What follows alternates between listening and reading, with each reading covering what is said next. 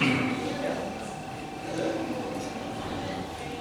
بالله من الشيطان الرجيم. بسم الله الرحمن الرحيم. الحمد لله رب العالمين، والصلاة والسلام على أشرف الأنبياء والمرسلين سيدنا ومولانا محمد وعلى آله وصحبه أجمعين. سبحانك لا علم لنا إلا ما علمتنا إنك أنت العليم الحكيم، وتب علينا إنك أنت التواب الرحيم، وعافنا واعف عنا برحمتك يا أرحم الراحمين. سبحان الله والحمد لله ولا إله إلا الله والله أكبر. العزيز العليم عدد كل حرف كتب ويكتب أفضل العابدين دهر الداهرين. رب اشرح لي صدري ويسر لي أمري واحلل عقدة من لساني يفقهوا قولي وسدد لساني واهد قلبي بحق سيدنا محمد صلى الله عليه وسلم. دستورهم يا أهل الدوام ويا أهل الباطل ويا أهل التوبة ويا أهل النور. لا حول ولا قوة إلا بالله العلي العظيم. لا حول ولا قوة إلا بالله العلي العظيم. لا حول ولا قوة إلا بالله العلي العظيم. أما بعد، وقد قال المصنف رحمه الله تعالى: وأنا من نفع بعلومه وعلوم مشايخه وعلومنا وعلومكم في الدارين آمين. السادس اللعن. Yang keenam yang harus kita jaga dari lidah kita adalah la'an. Laknat, melaknat, melaknat. Pertama-tama marilah kita bersama-sama memanjatkan puji syukur kita kepada Allah Subhanahu wa taala. Alhamdulillah, kita masih dipanjangkan umur, disehatkan badan, sehingga dengan berkat taufik dan hidayah dari Allah Subhanahu wa taala kita dapat bersama-sama berkumpul di tempat yang mulia, di subuh berkah di Masjid Besar Syuhada. Mudah-mudahan dengan perkumpulan kita pada saat ini segala amal ibadah kita diterima oleh Allah Subhanahu wa taala, dan mudah-mudahan segala dosa-dosa kita diampuni oleh Allah Subhanahu wa taala, dan mudah-mudahan kita nantinya dikumpulkan oleh Allah Subhanahu wa taala di dalam syurganya. Amin ya rabbal alamin. Salawat serta salam senantiasa tercurahkan terlimpah kepada junjungan kita Rasulullah sallallahu alaihi wasallam, keluarga beliau, sahabat beliau ila yaumil qiyamah. Yang mulia dan sama-sama kita muliakan para alim ulama, para habaib, bil khusus Habib Segaf sebelah di belakang, bil khusus kepada ayahanda Ibu Haji Samsudin. Kita doakan mudah-mudahan beliau-beliau dipanjangkan umur, disehatkan badan, dimurahkan rezekinya oleh Allah Subhanahu wa taala, dan mudah-mudahan dikabulkan hajat dunia dan akhirat. Amin ya rabbal alamin.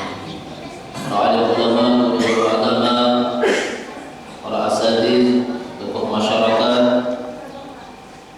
yang sama-sama kita muliakan, para takmir Masjid Besar Syuhada, pengurus Masjid Besar Syuhada, dan kepada seluruh panitia subuh berkah Jumat subuh berkah Masjid Besar Syuhada, hadirin wal hadirat yang dimuliakan Allah Subhanahu wa taala. Menyambung pengajian kita yang keenam, yang hendaklah kita hindari dan kita jauhi adalah la'an. Laknat, melaknat orang lain. Laknat itu artinya mendoakan supaya orang itu jauh dari rahmat Allah Subhanahu wa taala. Wa huwa al-ib'ad an rahmatillah. Mendoakan jauh daripada rahmat Allah Subhanahu wa taala. Fa iyyaka an tal'ana syai'an mimma khalaqa Allah taala. Kata Imam Ghazali rahimahullah, maka hendaklah jauhi oleh engkau bahwa engkau melaknat sesuatu daripada makhluk Allah Subhanahu wa taala, baik itu min hayawanin, binatang, atau ta'amin, atau makanan, atau insanin bi'ainihi atau manusia. Nah, dilaknat itu binatang, hewan atau manusia.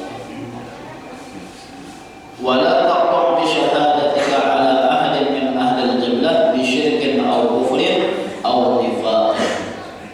Jangan engkau yakin, kata Imam Ghazali rahimahullah, dengan saksi engkau atas bersaksinya engkau kepada orang lain yang daripada orang itu daripada orang muslim, kita saksikan ini itu orang kafir, ini itu orang syirik, orang musyrik, ini itu orang munafik.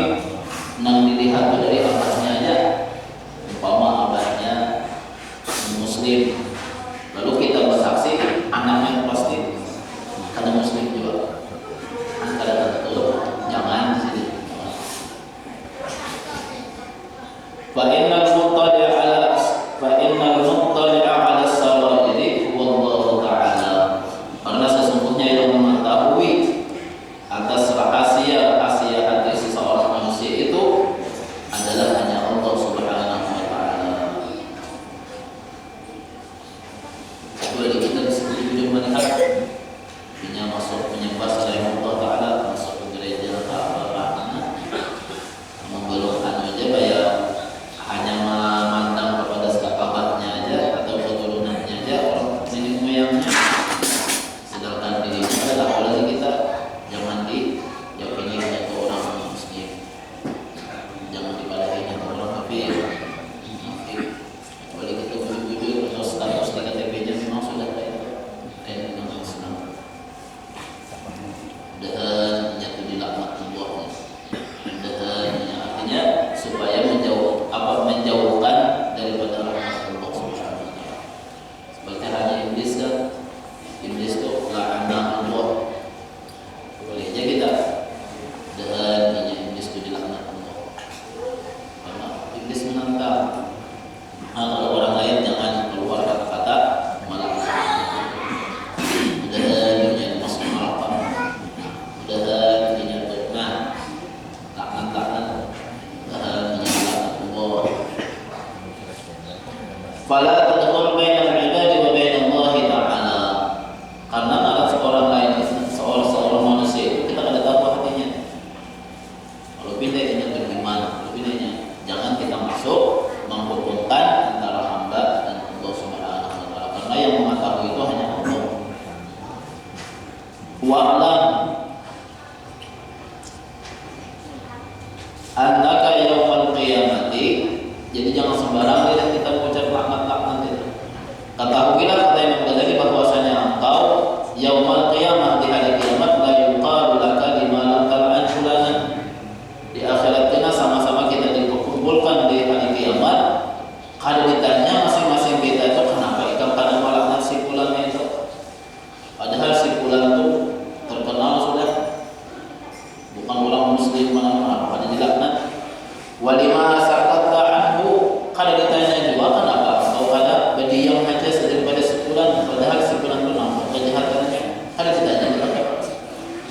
Bahkan lima lam tal'an iblis qawluhu lahu mereka, kada ditanya juga kita kenapa engkau kada melaknat iblis sepanjang umur engkau. Ada mereka kapan itu dari akhirat. Menjauh kita, menjauhkan melaknat seorang lain itu supaya kita mendoakan orang pun jauh daripada rahmat Allah. Walam tashghal lisanuka bi dzikrihi wa lima tashghal lisanuka bi dzikrihi. Kalau ditanya juga kenapa engkau sibuk lidah engkau itu menyebut melaknat apa iblis, tidak ada ditanya. Lima lam tus'al anhu wa lam tutalab bihi. Tidak ditanya engkau dengannya dan tidak dituntut engkau karena kada melaknatnya pada hari kiamat. Nah, jadi kita tahu kada ditanya kenapa engkau kada melaknat, kenapa engkau kada ditanya juga kan. Sampai berdiam. Wa idza la'anta ahadan min khalqillahi ta'ala, nah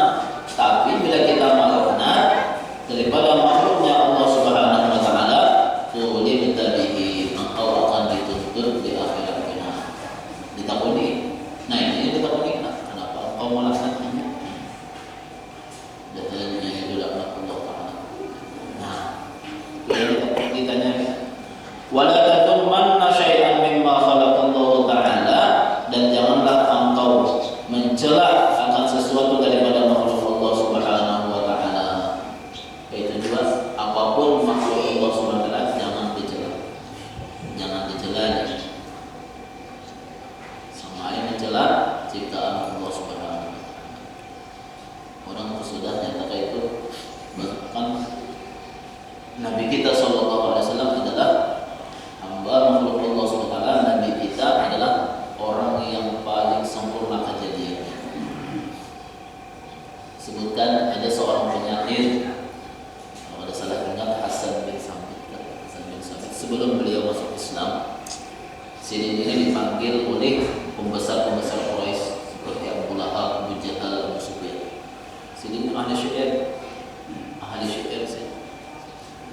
Jadi dipanggil, wahai Hasan bin Sabit, aku upah engkau untuk mencela Nabi Muhammad SAW dengan syair-syair engkau,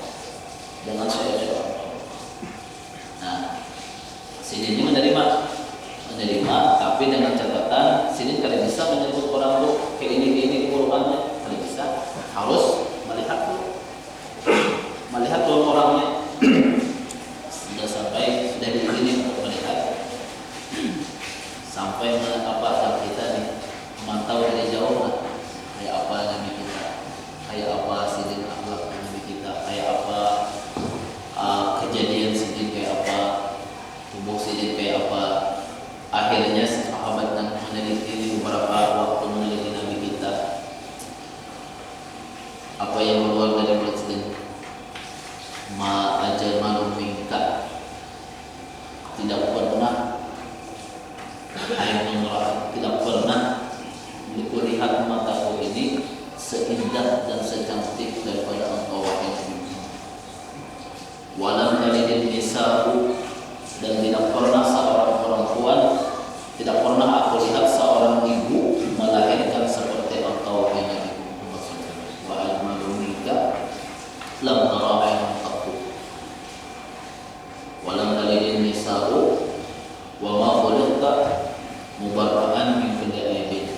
Nabi kita bersih daripada segala aib. Sebagaimana Nabi kita itu bagaikan kejadian Nabi kita itu seperti diinginkan dia sendiri. Pembahasan Nabi kita akhirnya datang kepada pembesar-pembesar Quraisy, orang-orang musyrik. Apa Sidin dia berpenyair tadi, wahai bahasa kita membacakan bintang nih, tidak ada terlihat sedikit pun aib yang ada pada Nabi kita sallallahu alaihi wasallam. Ada tak kejadian Nabi kita, akhlak Nabi kita, ada awal. Bahkan Syekh Hasan bin Sabit penyair ini beriman kepada baginda Rasulullah sallallahu alaihi wasallam.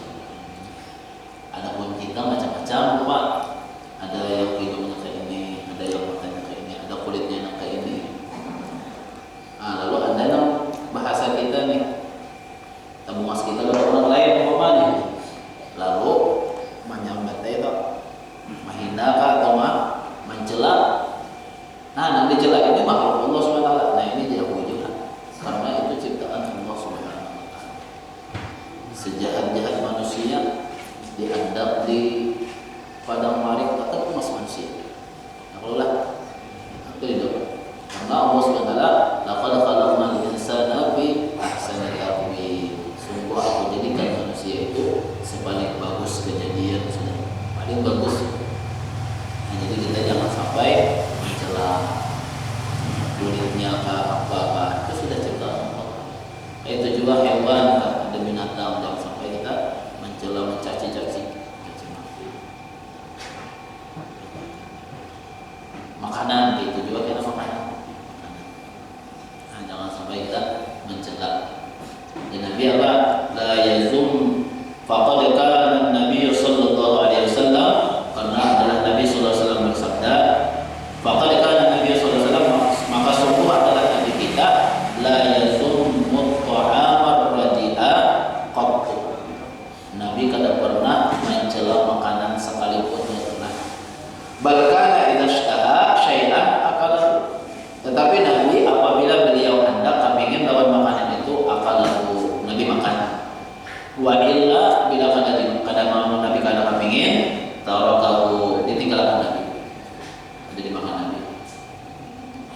ada nama celah-celah tuh. Umpama istri kita memasak, nenek kita memasak, ada masalah sedikit. Wah, makanan ini apa yang kamu buat? Air laut yang kamu buat ke sini. Umpama nih masin mana berarti itu? Masin mana? Atau kemanisan, banyak ada penyakit gula, pas manis. Wah, dia akan berpikir lalu ya. Apa yang kamu buat ini? Sama gula yang kamu buat ini? Umpama celah-celah makanan. Ada celah-celah makanan. Nabi kita ada, Nabi kita sallallahu alaihi wasallam. Jadi bila melihat kepingin makan, bila kada keluar daripada mulut, mencela-cela makanan tersebut. Ada hanya mencela-cela. Lagi mencela ciptaan Allah Subhanahu wa taala. Kurangkah manusia itu keadaan anggotanya, jangan mencela-cela. Al-mar'u ta'arsyad disidin waktu di motor, hendaklah disidin amalan anak itu supaya mengke. Dan ini sudah perjalanan penting, hendaklah di sini. Jadi dalam guru mabari amalannya ada bacaan pak, amalannya apa? Amalannya di sini makan bersih-bersih. Makan kita sudah diberi bersih-bersih di sini. Jadi bila ini wadah di tempat sekitar piring kita itu bersih, wadahnya yang ada bubur dalam piring. Insya Allah anak kita di sini bikin anak. Kada puas, kada sekurang-kurangnya kada kurang sedikit pun dari anggota badannya. Ada cocok. Itu amalannya sini melekatnya. Insya Allah anak kita bikin sekurang-kurangnya kada kurang dari anggota tubuhnya cacat sedikit pun. Nah, ada di sini anaknya kawin kita ada ini.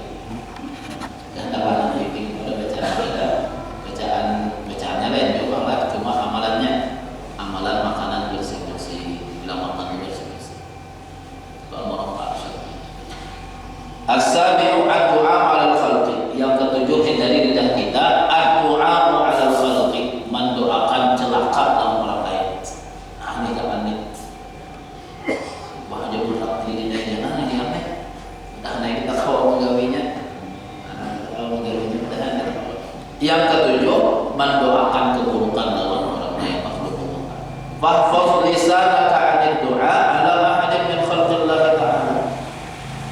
Maka jauhi, peliharalah lidah engkau daripada mendoakan orang lain itu celaka.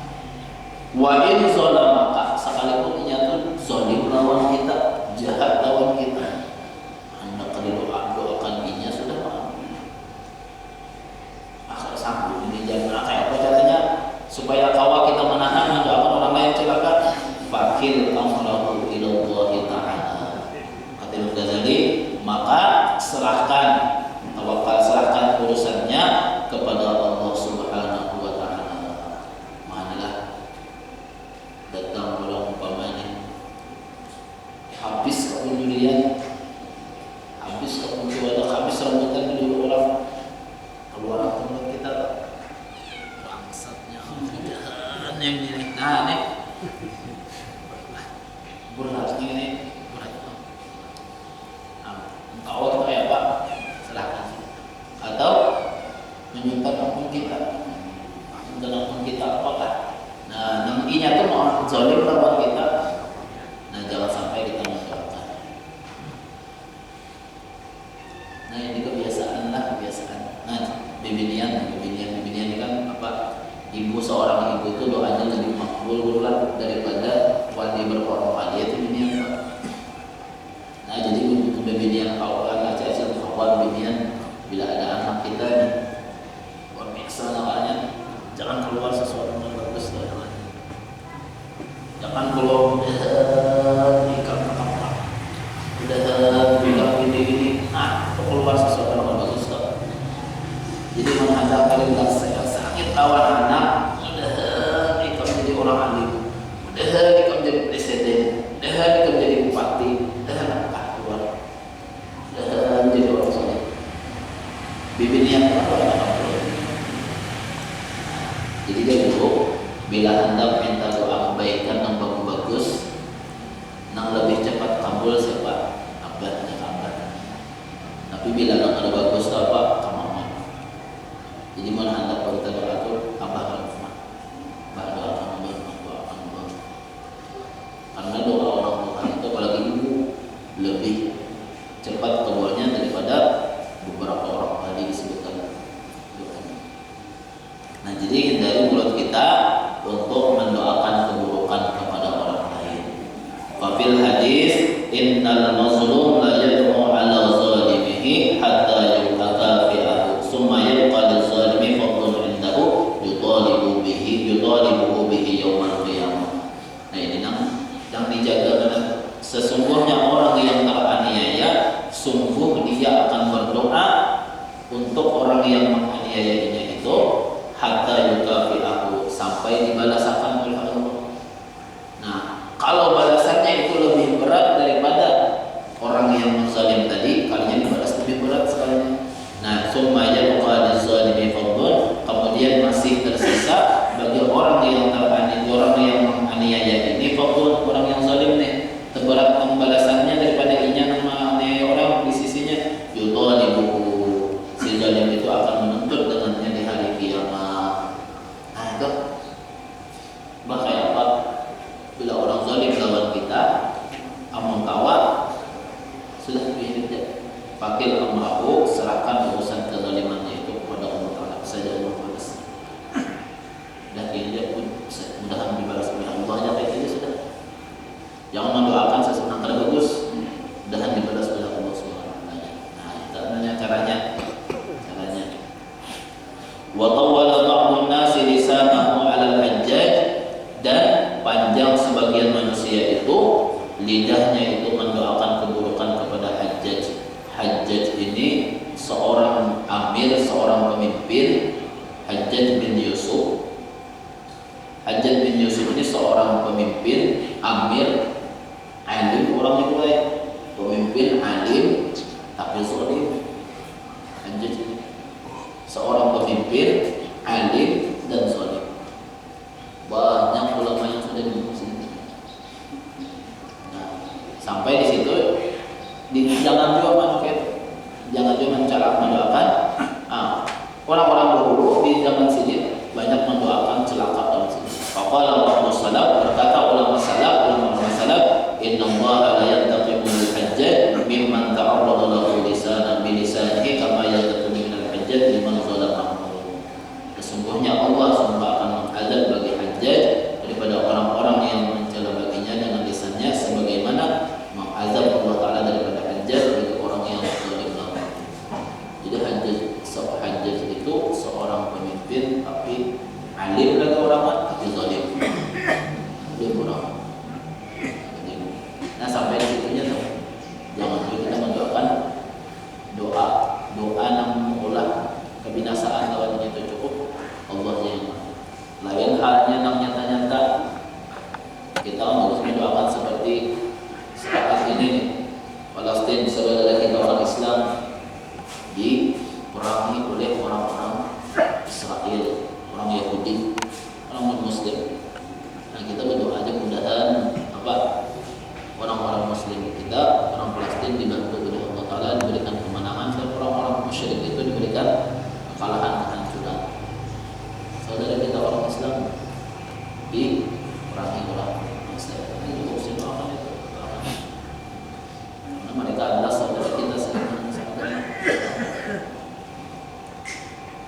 Para hadirin yang dimuliakan Allah Subhanahu wa taala, pernah diceritakan Nabi kita sallallahu alaihi wasallam pernah bersabda, "Lau kana Jurayd ar-rahib lau alima." Kata Nabi, andai kata si Jurayd ar-rahib itu alim, maka dia lebih mengutamakan menjawab panggilan ibunya daripada dia beribadah. Nah, ini yang dijaga nih. Jadi ada diceritakan di zaman Bani Israil ada seorang rahib ahli ibadah. Si rahib ini mengolah satu wadah untuk beribadah di sana, untuk beribadah. Ibadah aja kemudiannya. Pada satu hari datang Ibunya datang mengial karena jauh tempat ibadahnya itu jauh daripada tempat ibunya. Wahai rahib anak, wahai Juraij, dipanggil sekali namanya. Wahai Juraij, itu namanya. Dipanggil 2 kali kan namanya. Wahai Juraij, dipanggil 3 kali oleh mamanya kan namanya kedua.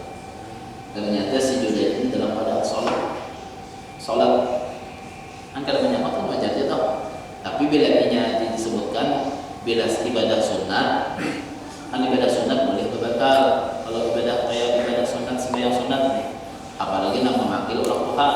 Nah, ada juga yang kata berpikir juga ibadah tua memampukan, ibadah tua memampukan, ibadah tua memampukan. Tentang pikiran ibadah ada di sahur mama. Di ayat lain disebutkan lagi, datang lagi besoknya mamanya nih, panggil lagi Juraij. Kalimatnya kedua. Sampai beberapa 3 hari. Akhirnya ketiga ini mamanya berdoa. Nah, ini doanya nih, apa aja doanya? Ya Allah, ibtalaqallahu bil mumisat. Ya Allah, balakan si bulan Juraij itu sebelum ia mati dengan seorang perempuan mumisat, seorang penzina. Nah, ini kan doa nih, doa dari orang tua. Kita jangan sampai itu. Alhamdulillah sampai doa orang tua itu mencelaka lawan kita. Kamu dan kamu. Nah, hendak tuh doa yang baik-baik dia kesana. Sekali-kali pun kawan, sekalipun anak luar biasa sudah mudah-mudahan. Ini didengar oleh Allah Ta'ala. Nah, akhirnya ringkas cerita, tidak beberapa lama ada seorang perempuan yang pendek, mas. Tapi gawiannya gawian memisat penzina. Ya bahasa kita apa? Nah, wanita tuna susila, weekend keluar malam mencari mangsa. Rupanya malam itu ada dapat main, ada dapat mangsa. Timbul kali dapat apa-apa. Pas berjalan-jalan ditangkap oleh pengembala kambing. Tangkapnya kambingnya tadi. Akhirnya menggawi lawan si tukang kambing penggembala. Berjalan. Berarti anak bini. Sedangkan di tempat itu, di zaman itu, undang-undang perzinahan ini diutamakan di situ. Tidak ada hukuman.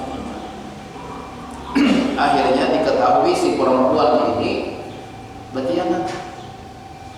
Nah, urusannya diberatkan. Akhirnya perempuan itu ditunggu sampai lahir. Setelah lahir perempuan itu ditangkap, dihakimi oleh warga. Wahai perempuan, Ika melakukan zina, benarkah? Benar. Ini anak zina, benar. Katakan kepada kami siapa pelakunya. Akhirnya si perempuan itu mengaku yang melakukan zina dengan ulun ini adalah si Juraij ar-Rahib. Si Juraij ar-Rahib disebutkan di kitab lain, disebutkan si bibinya itu pun datang juga lawan Juraij, hendak menawarkan diri karena ahli upahi. Di riwayat lain disebutkan si perempuan ini ditugaskan oleh untuk menggoda si Rahib itu, si Juraij ini. Akhirnya si Juraij ini ditangkap, dikiau, dipanggil di rumah. Juraij, ada dibuka sini tadi kan sudah ibadah. Juraij, ada dibuka sini juga. Jangankan orang lain, mama sini yang memanggil, ada dibuka sini. Akhirnya apa? Rumah tersebut dipaksa, diringkus, dihancurkan untuk mengeluarkan si Juraij. Akhirnya Juraij ditangkap, diikat di bulu, diseret, dibawa ke kerajaan. Wahai raja, ini Juraij adalah pelaku zina dan melahirkan seorang anak. Uji Juraij, apa salahku? Kan tahu, kami itu bahwa adalah berzina. Akhirnya Juraij ini membela diri di hadapan